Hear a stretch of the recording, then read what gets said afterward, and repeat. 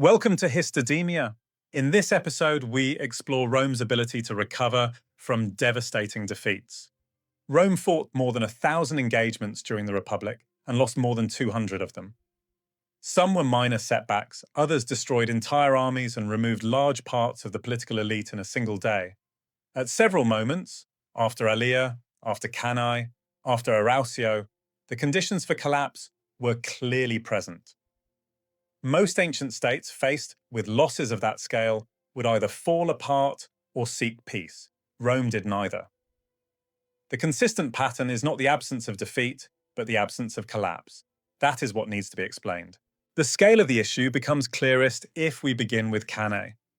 In 216 BCE, Rome sent one of the largest armies it had ever fielded against Hannibal in southern Italy.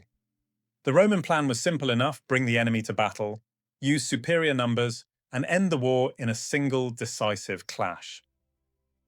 Hannibal understood this better than the Romans did. He let the Roman center push forward, then closed in from the sides and rear. By the end of the day, the Roman army had ceased to exist as an effective force.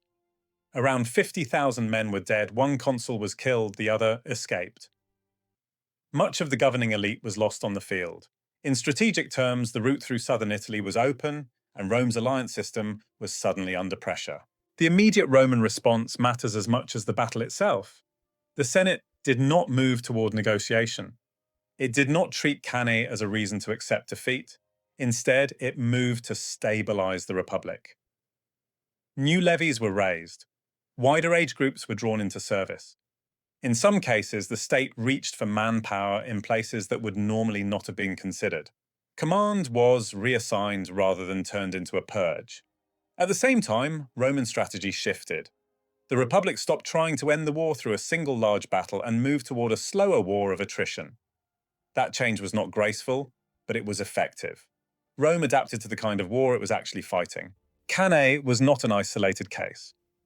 More than a century earlier, Rome had already faced a different kind of shock at the Allia River in 390 BCE. There, a Roman force broke quickly against a Gallic army. The city's defense collapsed. The Gauls entered Rome and sacked it. For a time, the city itself was lost. This was one of the few moments in the Republic's history when the survival of Rome as a political center looked genuinely uncertain. Yet even here, the response was not surrender. The city was rebuilt, the defensive walls were strengthened, military organization was reconsidered, the memory of the event was preserved rather than erased. The defeat became part of Roman political memory, but it did not become the end of the story. A few decades later, Rome was again expanding in central Italy. A similar pattern appears at the Caudine Forks in 321 BCE. Here the Romans were not destroyed in battle, they were trapped. A Roman army moving through a narrow pass in Samnium found itself unable to maneuver. The Samnites had taken control of the ground and cut off every practical exit. There was no real battle to be fought.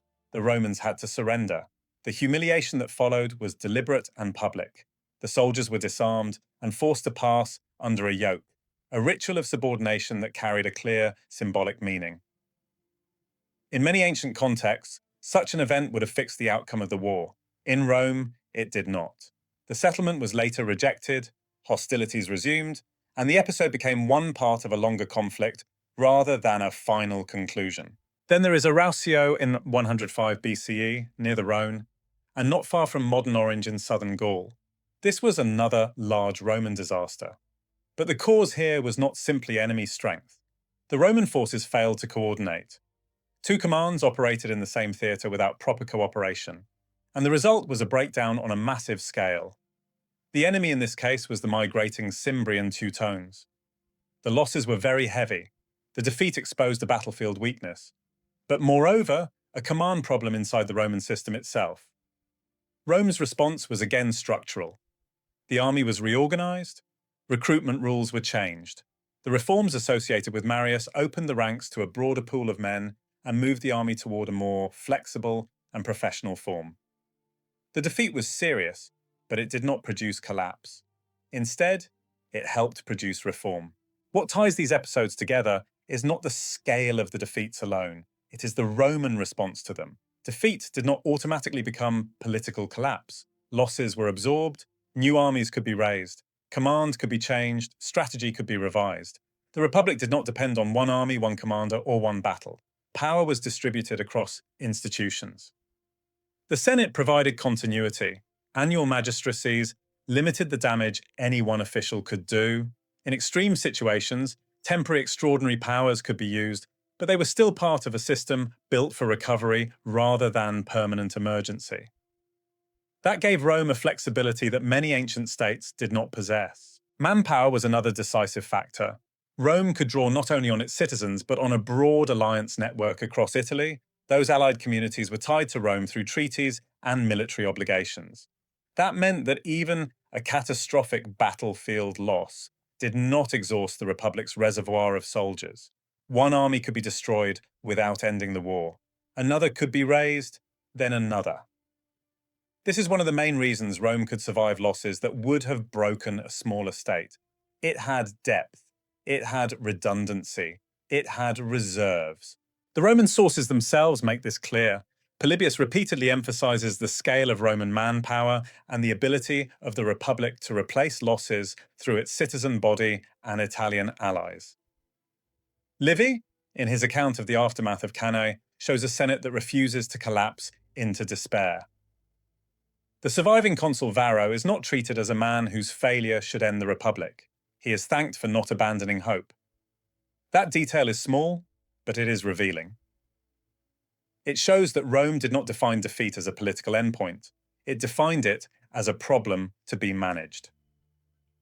Plutarch, in his Life of Fabius Maximus, describes the turn toward delay and avoidance after Cannae, a strategy many Romans initially disliked because it looked passive.